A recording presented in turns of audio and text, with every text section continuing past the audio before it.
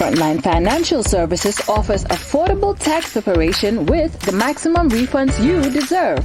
We file federal plus state tax returns with free phone estimates, fast refunds, and an advance loan as high as $6,000 on the same day.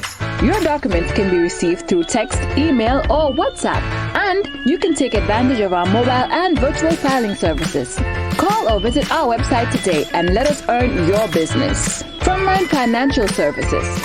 We take the lead.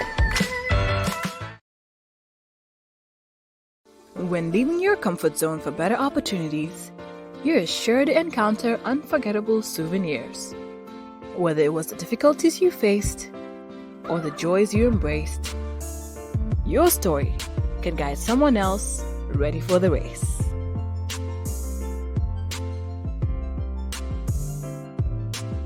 Hello everyone, welcome to another episode of The Journey. I'm your host, Aji Saho. So today, we bring you another risk taker and traveler, the CEO of a water filtration company that's helping bring our society to become a better Gambia. He's traveled to China and Dubai, to name a few, and is willing to share his journey with us today. Welcome, Ebrima Roland. Thank you for joining us today. Oh, okay. Thank you, Ajifado. How are you? I'm good. How are you? I'm doing fine. Thank you. Okay, so let's begin with where you were born and raised. Yeah, I was born and raised in the Gambia, Papland, where I grew up my whole life. Okay, Yeah. and what school did you go to? Oh, I attended Marina junior school, high school, and that's where I did my sixth and seventh form as well. Okay, and during high school, did you get to travel outside of Gambia? Yeah. I've been to the UK. I went to the UK twice for holidays while I was in high school. Yeah. And how did you find it? How would you compare UK to the Gambia? It was, absolutely different, very different, obviously. Yeah, it was very different, much more modern, developed. Mm-hmm. And did you plan to go there? Yeah, I thought I would be doing uni. I thought I would do uni in the UK. Yeah, but at the end, I got shipped to China. Oh, really? You went to China? Yes. Okay. Tell us about that. What brought about the process of going to China? Yeah, I was just applying to like so many universities in the UK, in America. Yeah, but at the end, I got like a 50% scholarship to a uni in China. So I ended up going to China. That's after my seventh form. Okay. Did you have stereotypes of China before you went? Yeah. Honestly, I thought China was like the China I used to see in movies. I thought it was old, very ancient. And then Yeah. when I got to China, I was actually very surprised. It was like really, really modern Okay. compared to what I thought it was. Yeah. Okay. What were your worries when it came? Because I can't imagine being told that you're going to China. You're from an English speaking country. You learn English at school. Actually, that was a bit of a concern. The language was a bit of a concern, and the food. Yeah, but and then when I actually got there, it was a big problem. The language was a big problem. Believe Yeah. me, only two out of if you meet 10 people, only two out of those 10 can actually speak English. So for like the first semester outside, I was just moving out with sign languages, like sign Really? language. Believe me, like absolutely no one spoke English. Oh Yeah, my goodness. yeah, it was really, really hard. It was really, really hard for me.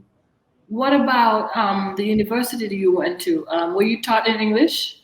Yeah, of course, in English. All my courses were in English. Yeah. Okay. Okay. You had like international students, all the African students, but I was the only Gambian there Okay. at that time. So, but you had Ghanaians, Nigerians, people from students from Zimbabwe, all over Africa actually. But I was the only Gambian there. I was the only Gambian in the city actually. Okay. Yeah. Okay. Yeah. Did the fact that you were in China and obviously they would have their own accent, was it a problem for you to understand the courses and classes and stuff? No. Actually, I understood pretty much. I understood pretty much what the teacher was saying. Yeah, so that was not a problem. Yeah. Okay. All right. So, what was your plan when it came to going to China? Did you plan to go to university full on? And what degree actually did you have in mind to pursue?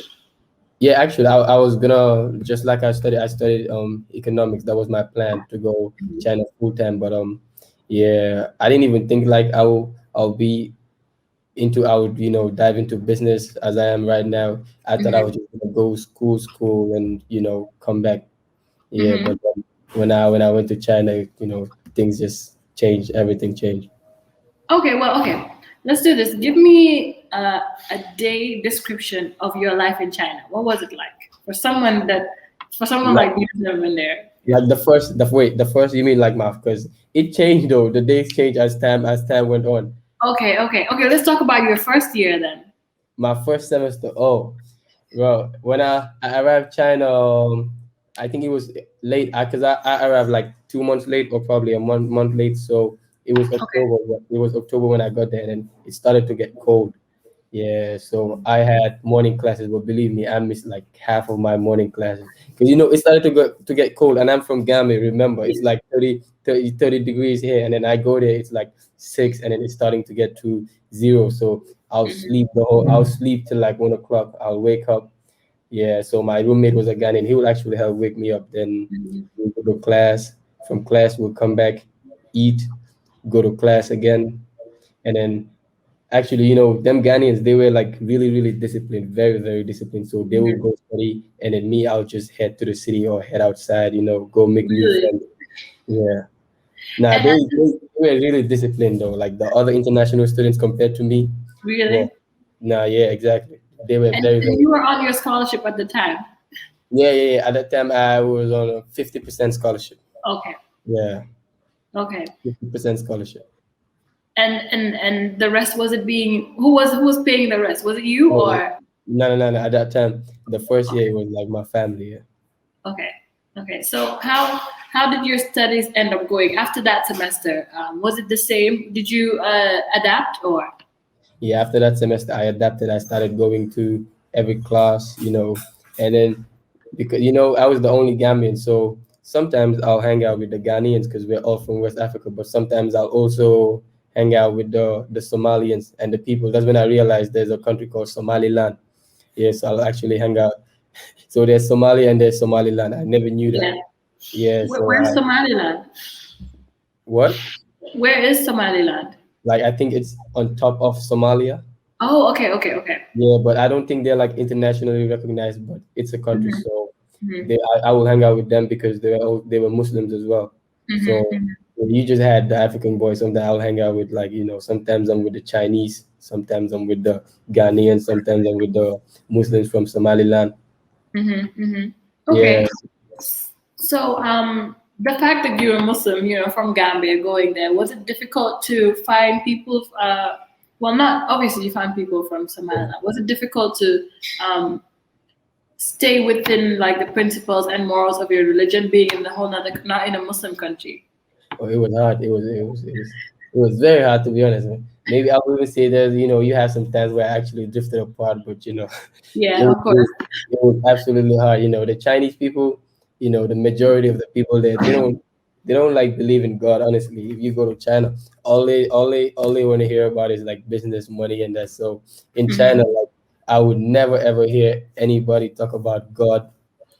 So yeah, and then then with that, the morals and their norms very different from how I was raised up in the Gambia. So I started like adapting, and then that actually affected me. When I came back to Gambia for holidays, the things I thought were minor. I was like absolutely thinking different from my friends Hmm. that were here. It was very challenging. Hmm. Yeah, Okay, okay.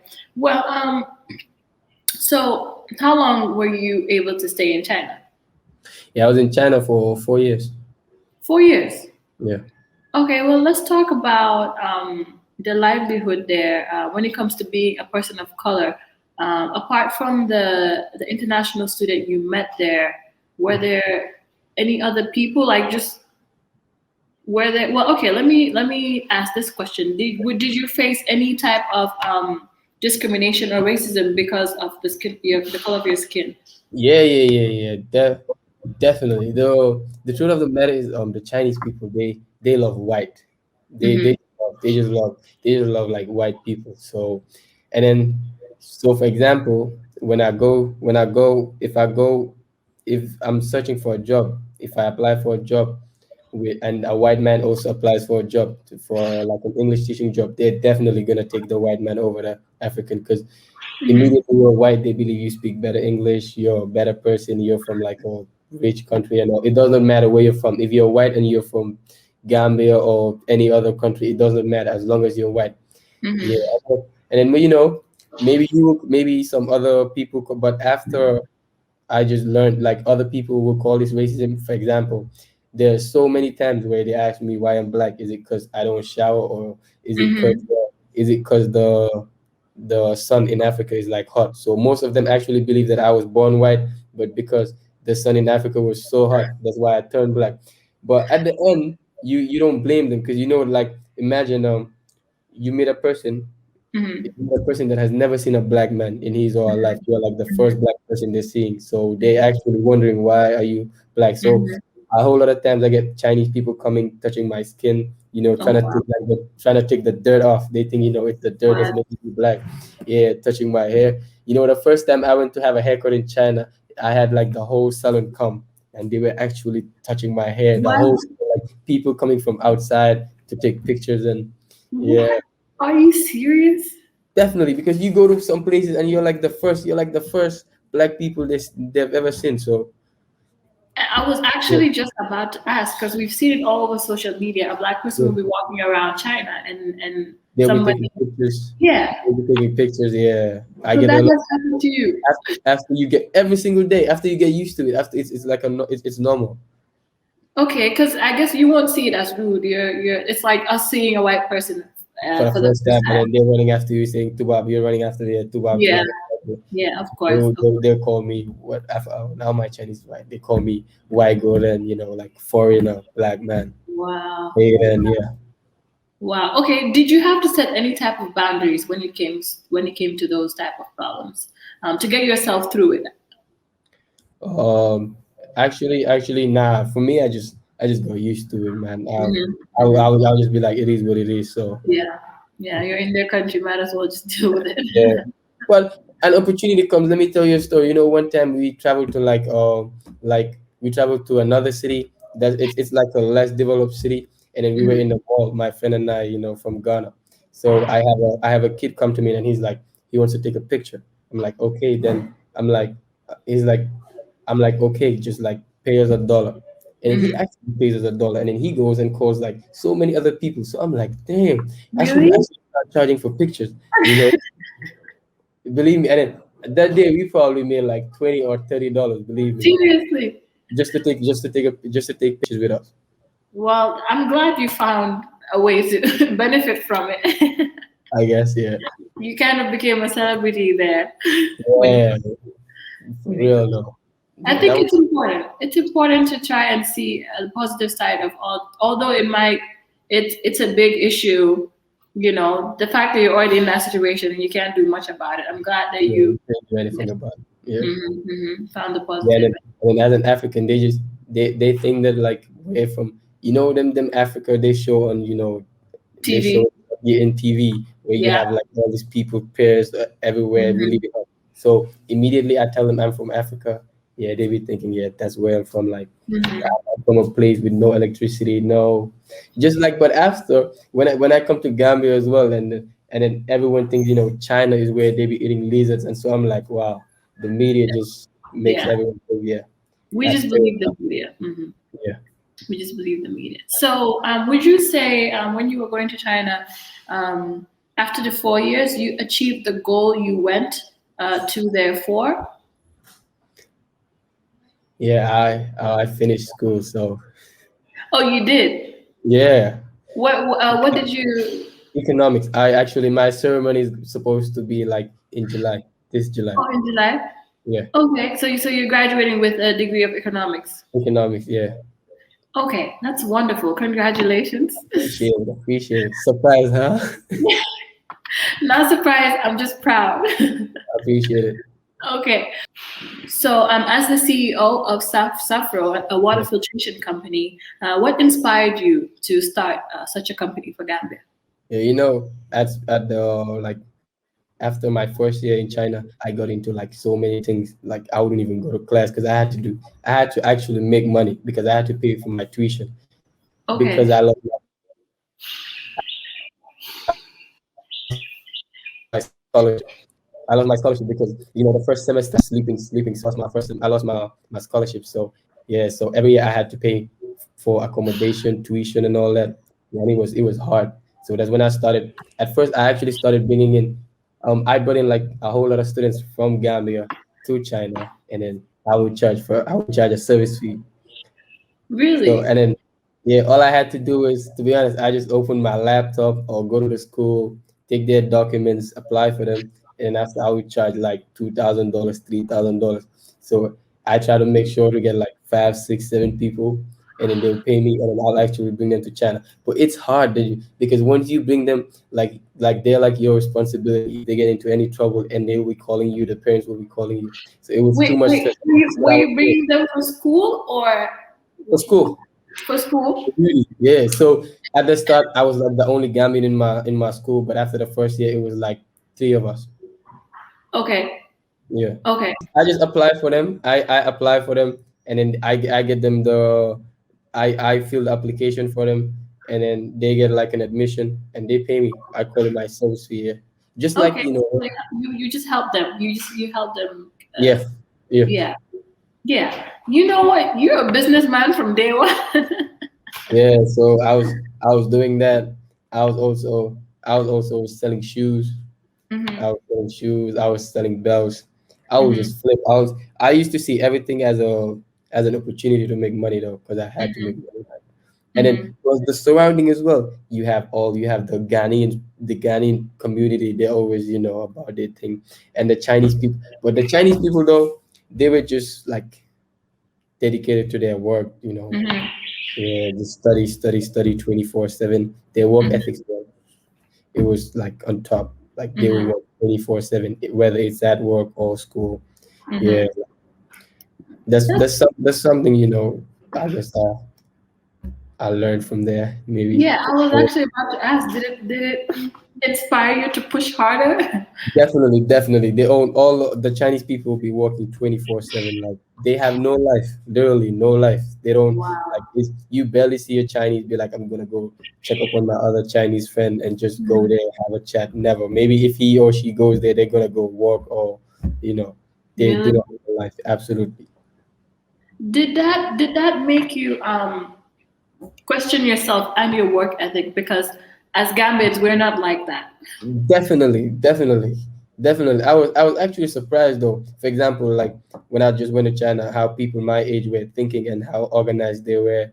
It was very, very different. And even their thoughts, you have like 16, 17-year-old students, they're thinking about the future, about how they're gonna help their country. And then, back in Gambia, 16, Hmm. 17 majority, we're only gonna talk about the next party or FIFA Hmm. or something like that. So it was absolutely different. Yeah. Hmm. Hmm. Mhm.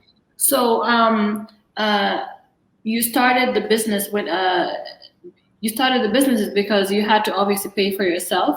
Yeah. Um, So I started my first business. It was called Rolios. It was called Rolios, but after it crashed, mhm. man, and then I got into trouble as usual.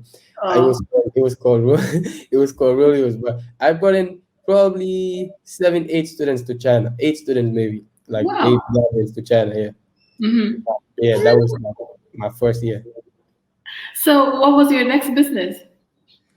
Yeah, then I started selling shoes. Yeah. Then I started selling shoes. Then I was also working. I was a barista. I used to work at a coffee shop as well. I Okay. used, I used to teach English. Yeah, Hmm. and then I one time I was just riding my bike, and then I met this lady, and then after she became like a friend, like my mentor. So Hmm. she was actually like very, very, very wealthy, like really wealthy. So Hmm. I'll be going to her weekend to her houses like during weekends, and then she'll be teaching me about international trade. Something that Hmm. I was also learning in school, but she was actually teaching me like the practical stuff. Hmm. So, Hmm. she'll be teaching me. There's actually then I stopped the because I was actually getting in trouble with selling shoes and all that. Mm-hmm. So yeah, then I just started working for her. Then I think it was like last year Mm-hmm. when I was coming to Gambia, I just decided why not I just buy something, go to Gambia. So that's when I brought in my first dispensers. And when Mm-hmm. I came, I'll go sell the dispenser just to use the money and probably go party or something.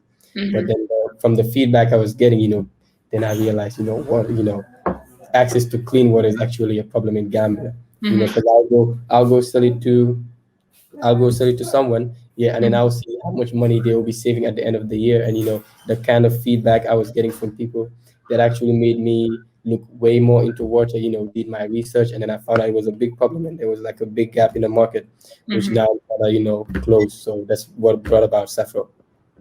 Okay, so okay, I saw that you went to Bansang and introduced your water filtration system. Yeah. Please tell us a bit about that. Yeah, so Bansang, their water contains a whole lot of iron. So basically, the people that can't afford bottled water just have to drink that water directly from the tap. So I saw that, and that's like, clean water is a human right. Everybody should have access to clean water. So when I saw that, my team and I decided to go to Bansang and fix two filtration system in Mm-hmm. like two community taps.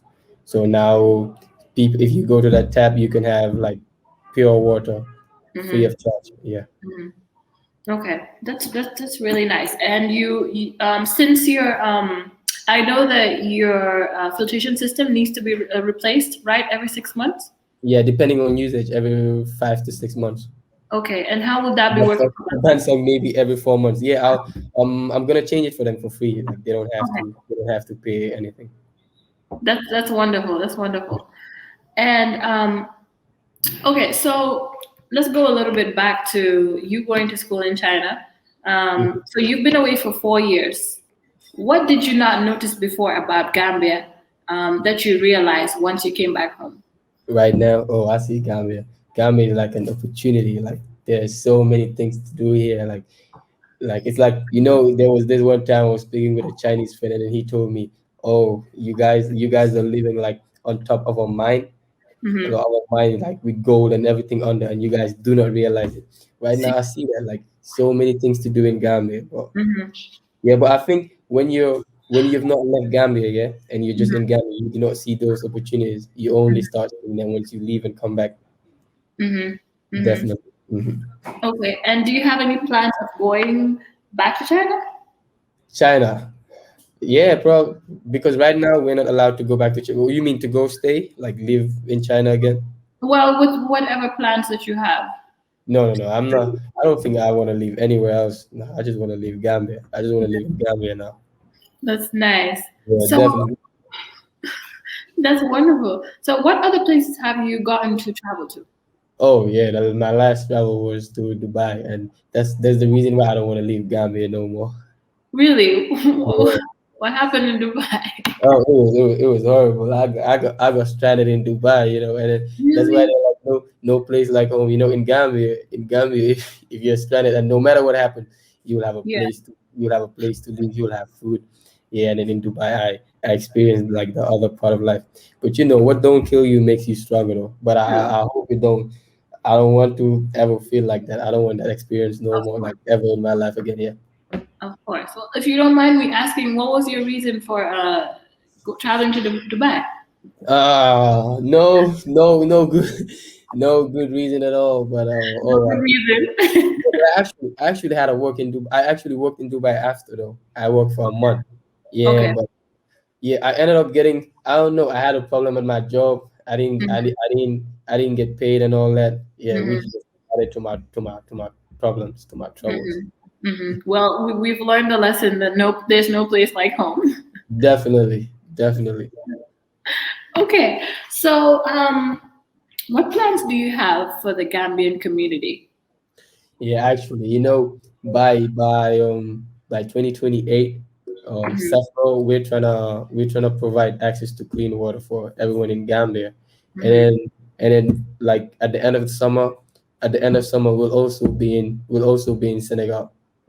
So you'll Wow, have Safro Senegal, and hopefully by next year there will be Safro Sierra Leone. that is wonderful. So, what advice do you have for someone that's planning to go study abroad? Someone I think it's a good thing to go travel and to go study and come back. But I think you also have to be a little bit focused so that you don't get carried away. You know, Mm-hmm, like me myself, honestly, I've been carried away a couple of times to be very mm-hmm, honest with you. Yeah, mm-hmm, you go there and then you have all these people with like different beliefs, different norms. So mm-hmm, yeah, but it's actually very good. Like the opportunities now that I see, I wouldn't be able to see them if I didn't travel outside. If I was just in Gambia, to be honest. Yeah, mm-hmm, so I'll endorse like the idea of traveling outside and coming back definitely. mm-hmm, mm-hmm. And for the people that can't travel, because not everybody actually has the opportunity for the Yeah, Gambia. now you have internet. With the internet, you can travel with the internet. You can travel. Mm-hmm, You can learn exactly. Just utilize the internet. Definitely, mm-hmm, believe me. YouTube, Google. You can you can learn everything about China and without even visiting China nowadays. mm-hmm, You have mm-hmm. bloggers. Exactly. So Mm-hmm. Well, thank you for joining us today. I really enjoyed this interview. appreciate it. I hope you did as well. Yeah, Ladies and gentlemen, the CEO of Safro Water Filtration Company. Hopefully, Safro to the world, definitely. inshallah. Inshallah, very soon. Thank you for joining us today. Appreciate it. Thanks a lot, Have Aji. a good day. Okay, thank you. Okay. All right. Thank you for joining the journey. See you next week for another guest and another story. Goodbye. When leaving your comfort zone for better opportunities, you're sure to encounter unforgettable souvenirs. Whether it was the difficulties you faced or the joys you embraced, your story can guide someone else ready for the race.